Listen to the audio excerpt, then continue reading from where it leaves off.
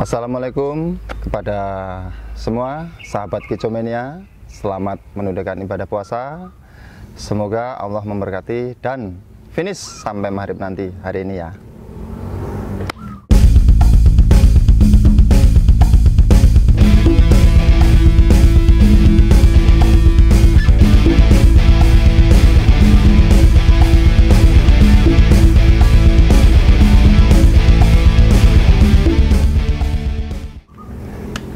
Luar biasa ini Mas. Gimana Mas Agus? Ketemu lagi nih. Tahu saya Mas Ito itu sekitar 10 tahun yang lalu nih Mas, pernah kondang ya di mana-mana, bursa lobet. Penggagasnya Mas Ito itu. Ya, bursa lobet itu. Ya, bisa bercerita Mas Ito. Konsep tentang bursa itu. Begini, pada dasarnya saya dulu memposisikan diri sebagai pedagang, makanya ILS, Itok Lobet Shop, bukan single factor atau BC, karena saya basicnya memang pedagang pasar burung ya, basicnya dagang, makanya namanya juga ILS. Nah, seperti ini Mas.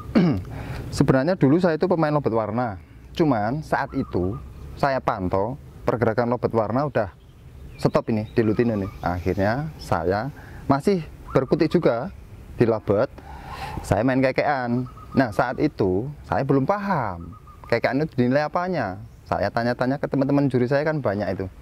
Terus ke wartawan, terus saya tanya, bagaimana sih lobet kekean itu? Oh, yang dicari ya yang gacor, receh, bunyi terus. Ya sudah, ya burung yang bagus di seluruh raya punya siapa? Ya saat itu yang menjadi buah bibir itu Leontin, kebetulan punya puguh itu, puguh Leontin Boyolali ya. Ya saya koordinasi dengan juri-juri dan dengan teman-teman lobet. Ya saya bayar aja, saya nggak tahu dari lobet warna beralih ke lobet kekean. Pokoknya burung yang bagus di Solo Raya saya bayar semua itu. Ya ada Leontin, CC, eksotik, terus ada konslet, Naga Sakti punya Jeffrey juga. Pokoknya saya bayar semua sampai ngumpul di rumah Mas.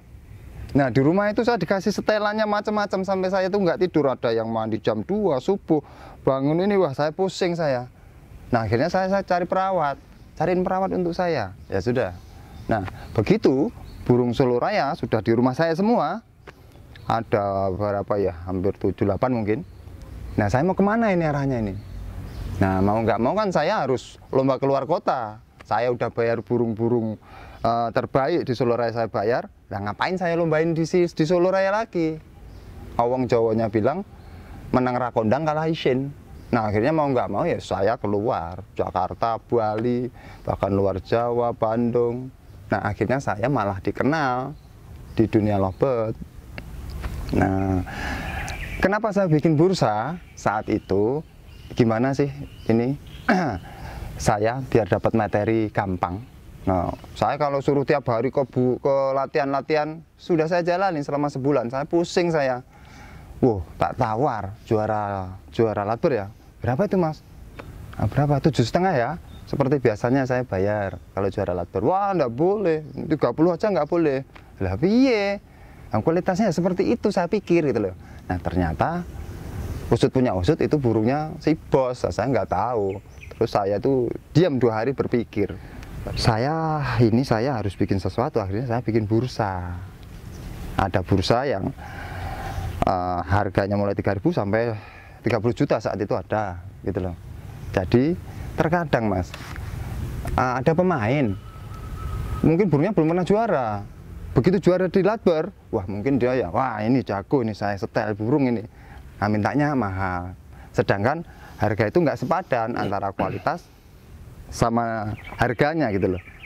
Banyak kejadian seperti itu. Akhirnya saya bikin bursa, saya bikin harga yang sepadan, mulai 3.000 sampai 20, 30, 35 ada. Nah, tadi saya nggak susah-susah mencari burung. Saya bukannya di pasar burung, sekalian meramaikan pasar. Saat itu kan sepi pasar.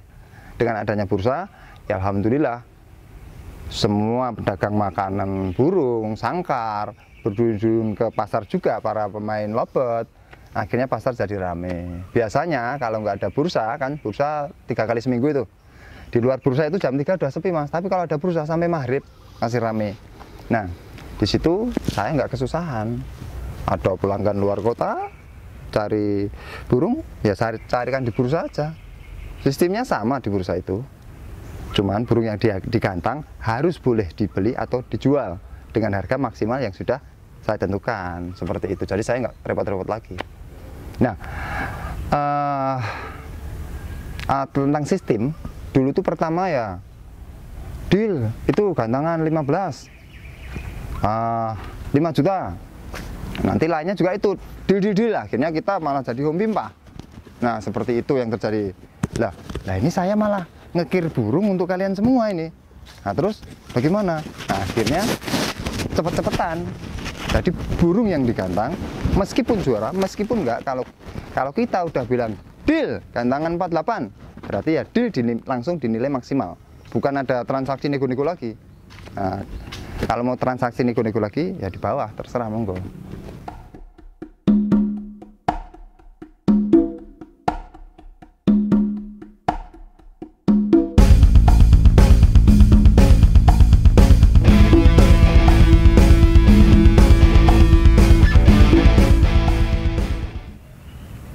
Solo Pair Factor. Nah, kita langsung masuk ke Iya. olahan ini.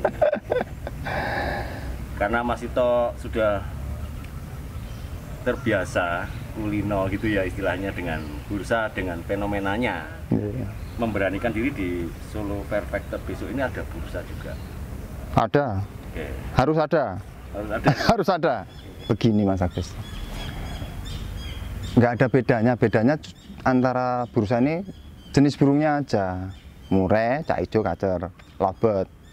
Aturannya saya bikin simpel aja, seperti zaman dulu. Cuman bedanya sekarang dengan nilai nominal yang besar, seperti itu loh.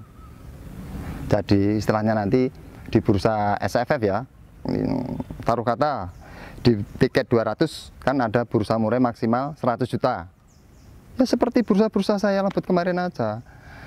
Aturannya begini, setiap burung yang digantang di kelas bursa harus boleh dibeli atau dijual dengan nilai maksimal 100 juta. Jadi pemain harus tahu porsi burungnya juga. Burungnya mau dijual 100 juta, ya harus beli tiket yang 200 juta. Ada juga nanti yang bursa 50 juta, kita kasih tiket 100 juta. Jangan saya bayar tiket 100 juta, 100 ribu. Beli tiketnya 100 ribu, berharap burungnya laku di bursa 100 juta. Ya enggak, kalau kamu pede dengan burungmu, istilahnya sudah ditawar 60-70 enggak kamu kasih, ya kamu ikut di kelas bursa dengan tiket 200 maksimal 100 juta. Untuk masalah aturannya, sama seperti bursa lobet saja. Burung yang digantang harus boleh dibeli atau dijual dengan nilai maksimal 100 juta. Dan transaksinya harus di muka umum. Jadi nggak bisa burung kita bagus terus kita deal sendiri nyuruh orang lain deal, nggak bisa.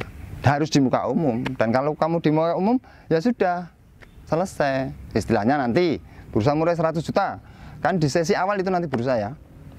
Ada Mas Agus pantau atau kru MHB, Dwi Sampit, Tanri Bolang dan Masa dan semuanya kan Kirmaster tuh pada mantap tuh. Oh, itu gantangan 30 bagus itu. Nggak perlu butuh juara. Baru 5 menit dia mau deal 100 juta dan di muka umum. Ya udah.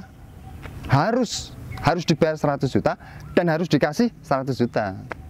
Gitu loh. Nah, nanti tentang hadiahnya, hadiah itu bisa milik yang punya burung.